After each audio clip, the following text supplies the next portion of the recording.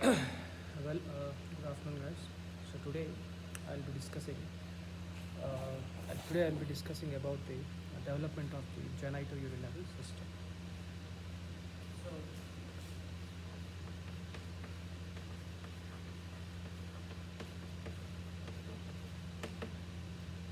so, coming to the development of the genitourinary system, uh, I said it's not genital system; it's not separate urinary system. These two, the development of genital system and the urinary system, they both are actually integrated.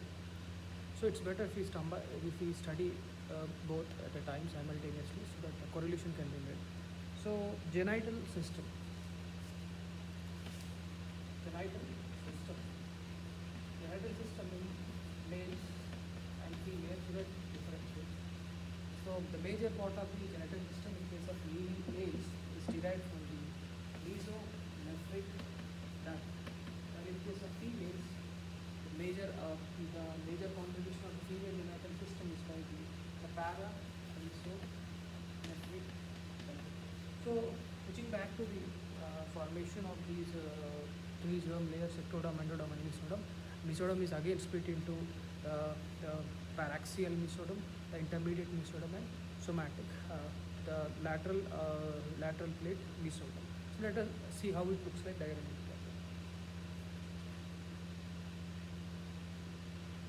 So, assuming this to be the axis of the mesentery and this to be the embryonic, is the transverse section of an embryonic disc, being let to be the axis of the embryonic disc, and we have it's a bilateral disc. On either side of the axis, we have something called as the paraxial mesoderm. On either side of the paraxial mesoderm, we even have one more thing called as the the intermediate mesoderm. And even if we go further laterally, we have some other structure called as lateral plate mesoderm. So how does it look like? We like the lateral plate mesoderm.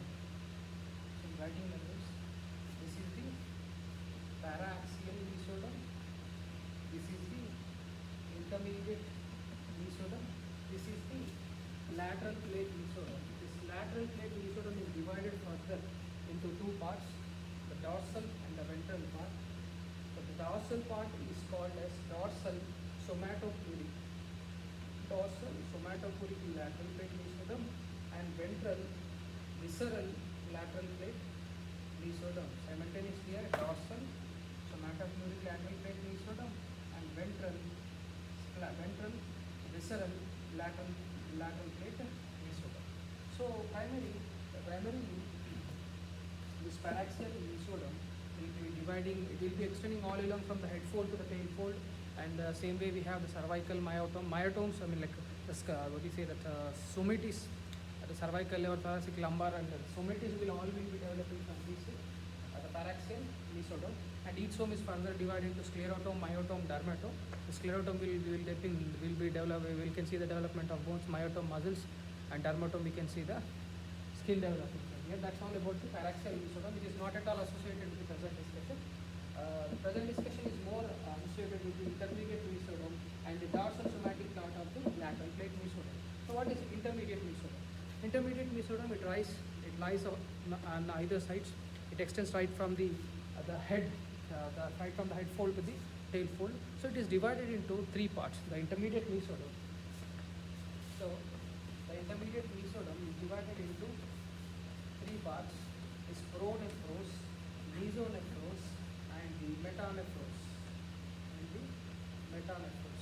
So pronephros and mesonephros, we are mostly bothered with this mesonephros, which is associated with the development of the genital system, as well as the metanephros. This is associated with the development of the urinary system.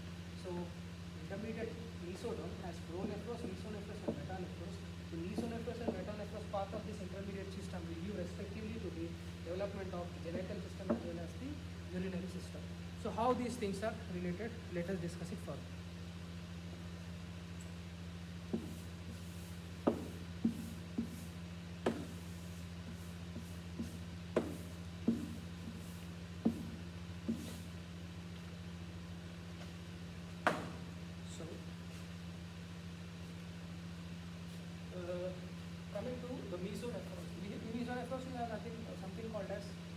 mesonephric duct. So first of all, I'm discussing about the genital system embryology. So the mesonephric, we have mesonephric duct from intermediate mesoderm.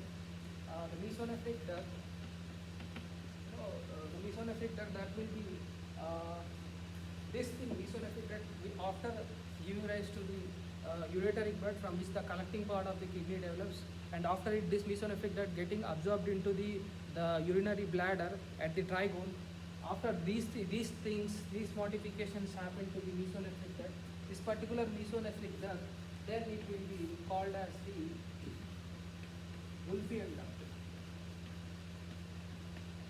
The Wolffian duct. So mesonephric duct is called as Wolffian duct later, after the formation of the ureteric bud, and after it gets absorbed into the urinary bladder to form the trigone of the urinary bladder. So here I would like to discuss about a question which was asked in 2019 paper. The question was asked as if like, the question was like, the ejaculatory duct develops from which part? And the options were given like A, B, C, and D. The option A, it was given like the paramesonephric duct. Option B was given like mesonephric duct, and option C was given like some other option like allantoid diverticle, something which is not at all relevant. And option D was given like that, the Wolffian duct. Generally, previously, these two terms, Wolffian duct and mesonephric duct, these two are used quite synonymously. So that this question, the JITMA people are quite tricky, and they have put both these terms in a single question. So the more appropriate answer would be Wolffian duct. So Wolffian duct will be giving rise to the development of ejaculatory duct. So Wolffian duct greater than mesonephric duct. If at all mesonephric duct is there and Wolffian duct is not there, then we can go for mesonephric duct. So the Wolffian duct greater than mesonephric duct will be the appropriate answer, and this thing has been checked. This thing has been checked in the JITMA 2018 question. So that's all about some part of this Wolffian duct. So actually, we have during the formation of embryo, during the formation of zygote, during the fertilization, we have either two X chromosomes. If zygote giving rise to a female progeny, that will be 2X, and if it is a male, if it is male progeny, that will be like a XY. So by default, just mark this statement, by default, all the developing embryos will become a female embryo. All developing embryos will become female embryo until and otherwise this Y chromosome is present. And the Y chromosome, they have something called as SRY gene. This SRY gene is nothing but the sex determining region of the Y chromosome. And this particular sex determining region of the Y chromosome, it is responsible for the production of a protein called as Mullerian inhibition factor. This Mullerian inhibition factor will regress usually both the male zygote and the female zygote, male embryo and female embryo. We can see both the mesonephric duct and paramesonephric duct. But what happens by default, all the developing embryos will be female. But what happens exclusively in male means the sex determining region of Y chromosome, so this Mullerian inhibition factor, a protein which inhabits the Mullerian duct, also called as the paramesonephric duct, and so that afterwards we can see the development of the suppression of the Mullerian duct, and that leads to the development of the Wolffian duct or the mesonephric duct. So this is what it happens at the chromosomal level. So but what we are more bothered is about the development aspect. This is happening at the level of chromosomes. So what happens exactly is, coming to the male genital organs, we have a testis. Testis is actually, it's a gonad. It is not associated with this mesonephric duct. Testis will be developed from the genital ridge. Even ovary is also developing from the genital ridge. Male genital ridge gives rise to the testis. And we have some other structures in the male genital system, like the ejaculatory duct, the epididymis, which is divided into carpus, caput, and cauda epididymis, and the vas deferens, and all these other parts of the male genital system will be developed from the Wolffian duct, provided the paramesonephric duct is suppressed by the Mullerian inhibiting factor. So not only Wolffian duct gives rise to the male genital system, the organs of the male genital system like the ejaculator duct, the ductus deferens or the vas deferens, and the epididymis. It also gives rise to in male it also gives rise to something called as the the prostate. In prostate we have the central glandular portion and the peripheral non-glandular portion. The central glandular portion is actually developed from the Wolffian duct. So that thing I would like to say, and so it's all about the Wolffian mesonephric duct, nothing much to. So in case of males it will form these particular structures. What are the remnants of the Wolffian duct in case of females? In females, of course, that will be undergoing regression. If it undergoes regression, what are all the remnants of this Wolffian duct for helping females? They will be in the form of epiophoron, paraophoron, and most important duct, something called as Gardner's duct. What is this Gardner's duct? It has been checked in your exam once, like Gardner's duct, the exact location of the Gardner's duct. Where is it? Gardner's duct is nothing but a remnant of the Wolffian duct or the mesonephric duct in case of females, and it will be presented at the anterolateral vaginal wall. It has been checked in your exam. So this is about the Wolffian duct, the structures it gives in the male, the remnants of it in the female developing embryo. So this is about the mesonephric duct. Then I will discuss about something called as paramesonephric duct.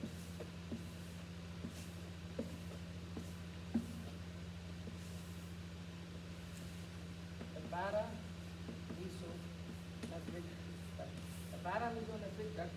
The mesonephric duct is developed from intermediate mesoderm, just lateral to the intermediate mesoderm at the middle level, not too cranially, not too caudally. Exactly at the middle level, there is something called as paramesonephric duct, which is quite synonymous with the term called as Mullerian duct, because this thing is responsible for the development of the female genital structures. Like that, there will be two Mullerian ducts or the paramesonephric ducts on either side. The two paramesonephric ducts of either side, they will be approximating each other. They will be fusing with each other, and then the two Mullerian ducts will be forming the fallopian tubes on either side. And the complete uterus, fundus body, and even the cervix of the uterus, and also the upper 1/3 of the vagina. Also the upper 1/3 of the vagina. So these particular structures will be developing from the paramesonephric duct.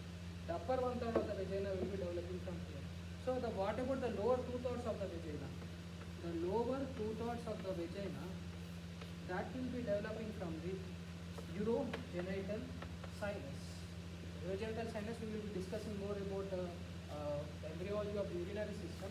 Particularly, just remember that except from the lower 2/3 of the vagina, rest of all is developed from the paramesonephric duct, and as usually ovaries are developing from the genital ridges. They have nothing to do with this paramesonephric duct.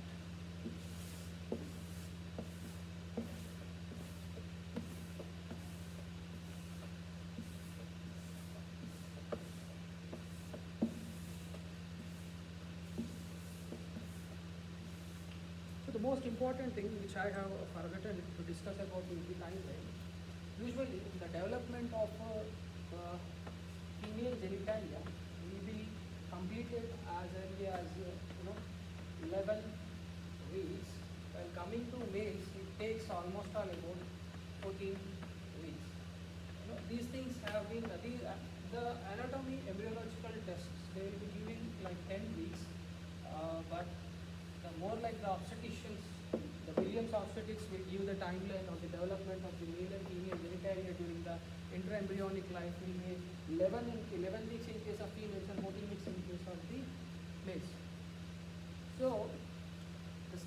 development of male genital system starts by 7 weeks, but it takes much longer time to complete, like 14 weeks. While in case of female, it will start by 8 weeks and it will come to a termination by 11 weeks.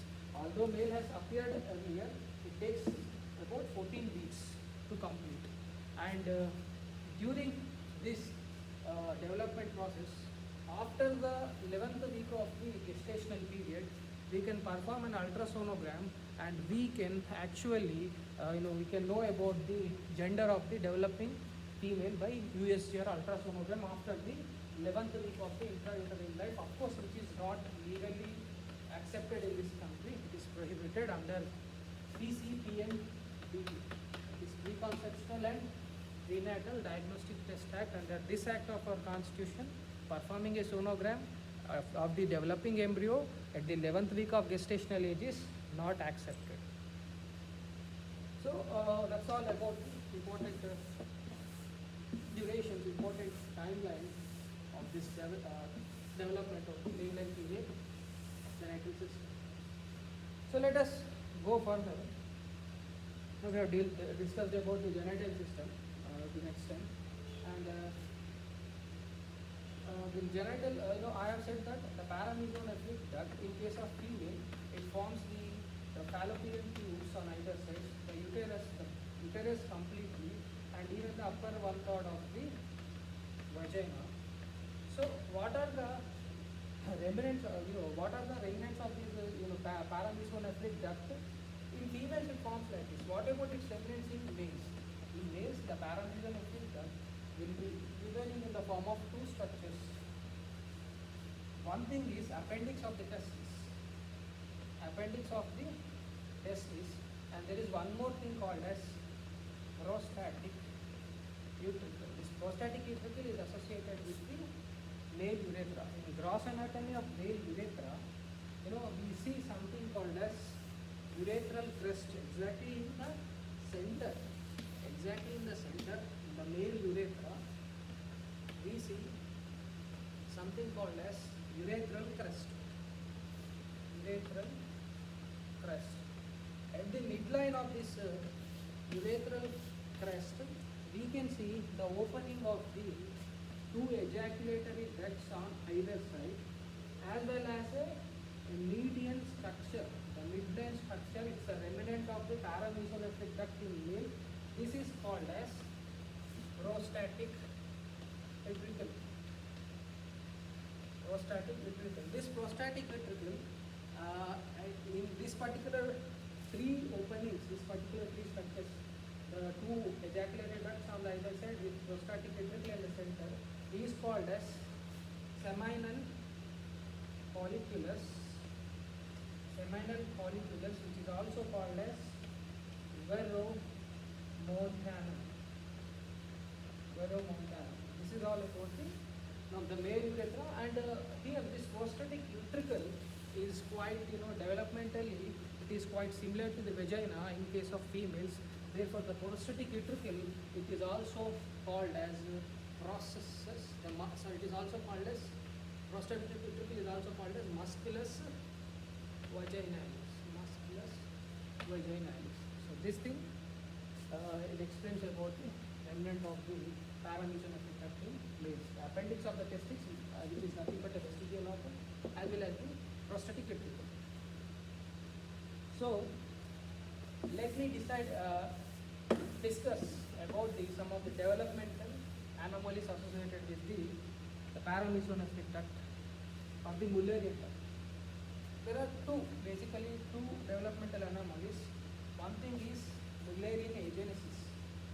Mullerian agenesis, and there is one more developmental anomaly called as MRKH syndrome. It is nothing but, it is expanded as Mayer-Rokitansky-Forstner-Hausser syndrome. We are going to study this thing in more detail in your clinical obstetrical subjects, but here don't try to remember, you will not remember the full form, but remember it as MRKH, so the Mayer-Rokitansky-Forstner-Hausser syndrome. One thing is Mullerian agenesis.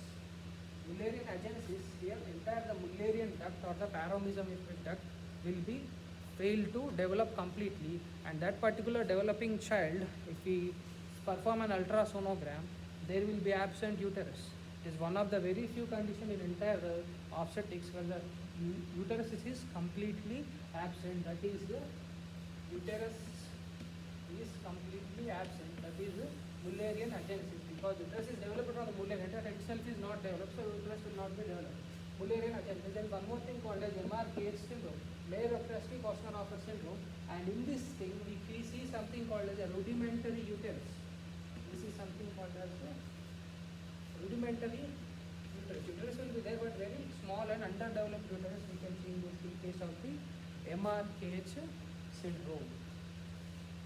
So this is about the developmental anomalies of the mesonephric, the paramesonephric duct of the Mullerian.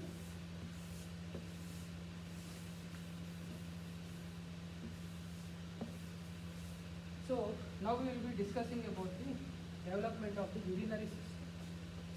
Development of the urinary system, which is in close association with the development of the genital system. So urinary system, in urinary system we have a secretory or an excretory part, and one more is the collective part. The secretory part or excretory part in case of this urinary system is developed from the intermediate mesoderm itself. I said that intermediate mesoderm from cranial to caudal end is divided into pronephros, mesonephros and metanephros.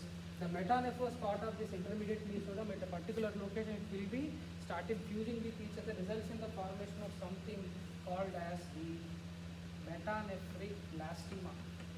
This results in formation of something called as the intermediate mesoderm at the caudal end, results in the fuse and form results in formation of metanephric blastema. So from this metanephric blastema,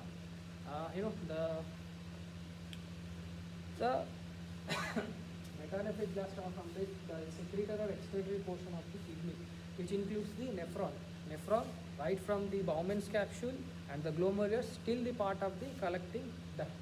Bowman's capsule or the glomerulus, the proximal convoluted tubule, the U-shaped loop of Henle, distal convoluted tubule and collecting duct. These 5 parts will be developing from the metanephric blastema, while the collecting part it will be developed from the ureteric word.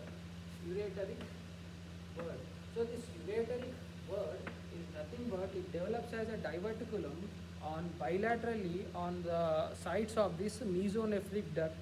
So this mesonephric duct, after the formation of the ureteric bud, which gives rise to ureter, and after it gets after the even the mesonephric duct, after giving ureteric bud, it even gets absorbed into the trigone of the urinary bladder.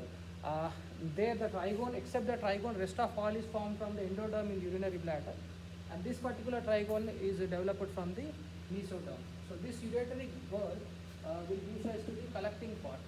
What includes the collecting part? So basically the collecting part includes, one thing is the minor calyx, other thing is the major calyx, one more thing is the renal papilla, and one more thing is the renal pelvis, one more thing is the ureter. These all 5 structures will be developing from ureteric bud, which develops as a diverticulum of the mesonephric duct. So later, what happens? We all know that the ureter will be opening into the urinary bladder. So in the urinary bladder, we have a structure.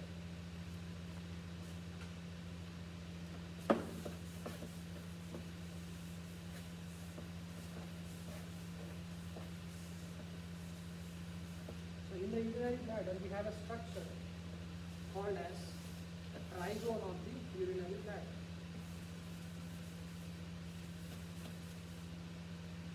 In the urinary bladder, we have a structure called as the trigone of the urinary bladder.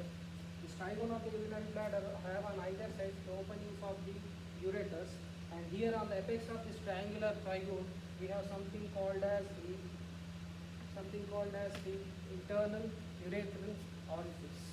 From here, the origin of the urethra takes place. You know that these two are the openings of the ureters. this particular line above is called as interureteric line, or interureteric line. It is also called as Mercius var,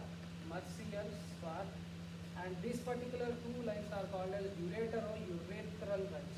It's also called as uretero-urethral lines. That's how trigone is formed, and this entirely is developed from this entire trigone is developed from the mesoderm. So the rest of our urinary bladder entirely is developed from the endoderm. So Ekadatta refers to this particular trigone as the island of the mesoderm surrounded by the ocean of the endoderm. So this is about the development of the collecting system of the kidney. Collecting system, and it can be proved developmental entire collecting system right from the distal portion of the collecting duct till the ureter, and even the ureter, that particular thing is actually it's lined by the transitional epithelium, and the remaining entire nephron is lined by the different epithelium like proximal convoluted tubule, cuboidal epithelium with brush cordon, U-shaped loop of Emery, the squamous or pavement epithelium, distal convoluted tubule by the cuboidal epithelium with no brush border, very less number of microvilli, and even the collecting duct is lined by the columnar epithelium. So this is how it goes like this. Coming to development of this thing is particularly developed from the mesoderm, and you know that ureter have three layer of muscle: outer longitudinal, middle circular, and inner longitudinal. Outer and inner longitudinal muscles of the ureter, they will be in association with the detrusor muscle of the urinary bladder, while the inner longitudinal muscle will form something called as the trigonal muscle or the muscle of the bell. Muscle of the bell is something which is present, it is restricted to the trigone region of the urinary bladder. So the inner longitudinal layer of the ureter will be forming this muscle of the bell, and there is something called as nerve of bell. Nerve of bell is different muscle of bell. Muscle of bell is here, nerve of bell is this nerve to serratus anterior. So this entire urinary bladder develops from something called as urinogenital sinus. Urinogenital sinus. Urinogenital sinus is actually, it's completely endodermally formed. During the formation of the embryo, we have a head fold, we have a tail fold, and the head fold, the gut will be there in middle, the gut will be there in the middle. The endoderm, it helps in the formation of the foregut, midgut, and the hindgut. Endoderm at its caudal most position, it forms something called as a cloaca. There is something called as a urogenital sinus. That there is something called as a buccopharyngeal membrane. Here the ectoderm and endoderm will be fusing at the cranial most end, but the future mouth will be forming after the breakage of this buccopharyngeal membrane. Cranially also we have something called as the urogenital sinus. Urogenital sinus, it has the ventral or anterior part as well as the dorsal or the posterior part. These two portions are divided with each other by a caudal, by a coronal line. The coronal line is called as cloacal membrane. Cloacal membrane or the cloacal duct. Cloacal membrane or cloacal duct is something which separates the urogenital sinus into the anterior part, from which the bladder, urinary bladder will be developing, and the posterior part from which the cloaca or the developing anal canal will be developing from that thing. So that's all about the urogenital sinus. And urogenital sinus is the urinary bladder. This the anterior portion of this urogenital sinus, which is endodermal in nature, is responsible for this entire development of the entire urinary bladder except the trigone. This trigone is actually mesoderm. So it is described as the island of the mesoderm surrounded by the ocean of the endoderm. The endoderm of rest of the part is constituted by the urinogenital sinus. And so that's all about the urinary system and genital system. And we have already discussed this development of this urinary bladder and the associated anomalies of urinary bladder is urachus. The remnant of urachus, it forms the urachal fistula. During that time, the urine from the urinary bladder will be excreted out through the umbilicus, and that particular condition is called as the weeping umbilicus, but clinically it is called as the urethral fistula. So that's one of the applied aspect of the development of the urinary bladder. So development of urinary and genital system. The basics, the essentials at the UG level were completed. Thank you so much.